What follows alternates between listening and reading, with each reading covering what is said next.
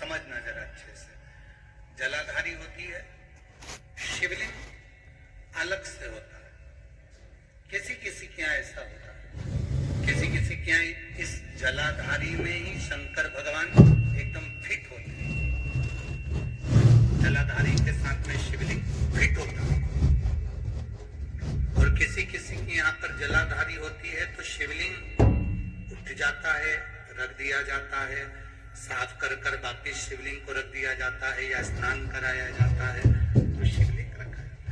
अब कई लोगों के मन में प्रश्न आ जाता है कि गुरुजी हमारे यहाँ जो शिवलिंग है, हमारे यहाँ जो शिवपिंडी है, हमारे यहाँ जो शंकर जी की पूजन करते हैं उसमें जलाधारी अलग है, शिवलिंग अलग है, तो क्या मंदिर में भी कई मंदिरों में ऐसा होता है कि जलाधारी होती है, शिवलिंग अलग से होता है, स्नान कराओ, पूजन करो, आराधना करो, नीचे उसमें जल भर जाता है, दही दूध भर जाता है तो लोग उसे साफ कर देते हैं।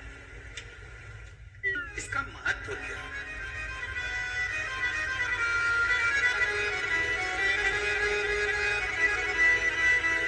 पहले तो अच्छे से समझ लो उसको।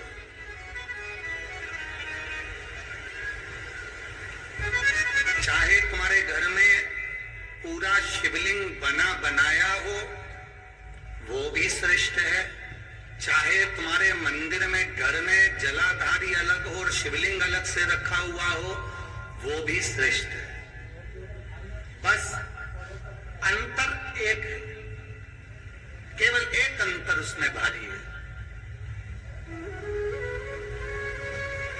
कौन सा अंतर भारी है? कि जो शिवलिंग फिट है, जो शिवलिंग उसमें लगा हुआ है, उसकी आप आराधना कर रहे हैं, उसमें आप जल चढ़ा रहे हैं, भक्ति कर रहे हैं, आराधना कर रहे हैं, उसका भी फल पूरा मिलेगा।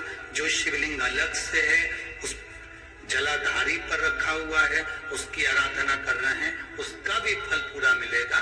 पर अंतर इतना आता है कि जैसे जो फिट शिवलिंग है जलाधारी के साथ रखा हुआ, उस पर एक बेलपत्र चढ़ाई हुई, एक बेलपत्र चढ़ाई हुई हजारों फल देने वाली होती है। जो अलग शिवलिंग अलग जलाधारी होती है उस पर एक बेलपत्र भी अगर हम चढ़ा रहे हैं तो वो सहस्त्र फलदायी प्रदान कर देती है। उसमें कई लोगों के मन में एक संशय हो जाता है, हमारा नीचे का जो जलाधारी है वो चांदी की है, शिवलिंग नर्मदा के कंकर का। कई बार किसी के मन में आ जाता है कि हमारे यहाँ जलाधारी अलग है पीतल की, शिवलिंग हमारे यहाँ कांच का है, स्फटिक का है, भारत का है या पाषाण का, तो क्या फल देगा कि नहीं देगा? क्यों नहीं देगा?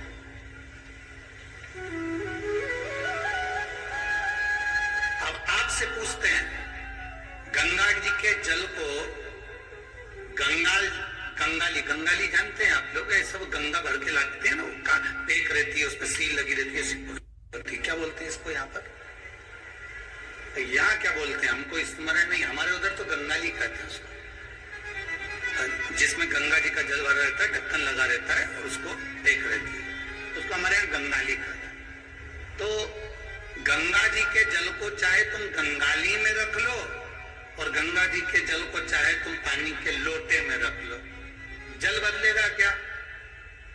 क्या कहलाएगा? वो गंगा का जल ही कहलाएगा। उसी तरह शिवलिंग चाहे फिट वाला हो, चाहे वैसे ही आप आराधना करने वाले हो, उसका फल समाप्त नहीं होता, वो फल देता ही है।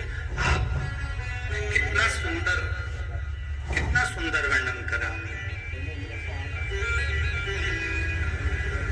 एक बार बाले ने गुरु नानक देव जी से प्रश्न किया,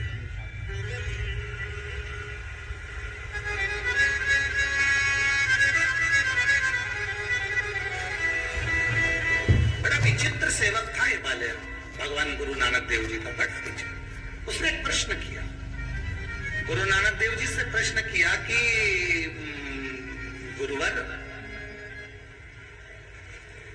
आपसे एक प्रश्न है, क्या मेरा रोज गुरुद्वारे जाना जरूरी है? क्या मेरा रोज मंदिर जाना जरूरी है? क्या मेरा रोज परमात्मा की चौखट पर जाना जरूरी है? गुरु नानक देव जी ने कहा, पाले अपने घर में बैठ कर भी अगर तू जिस ज्योतिर्लिंग का स्मरण करता है या गुरुद्वारे का स्मरण करता है या गुरु का स्मरण करता है, तो वहां तक नहीं भी पहुंचा, तेरा दिल भी अगर वहां तक पहुंच गया तो समझ लेना कि तू गुरुद्वारे तक, तू मंदिर तक पहुंच गया। हमारा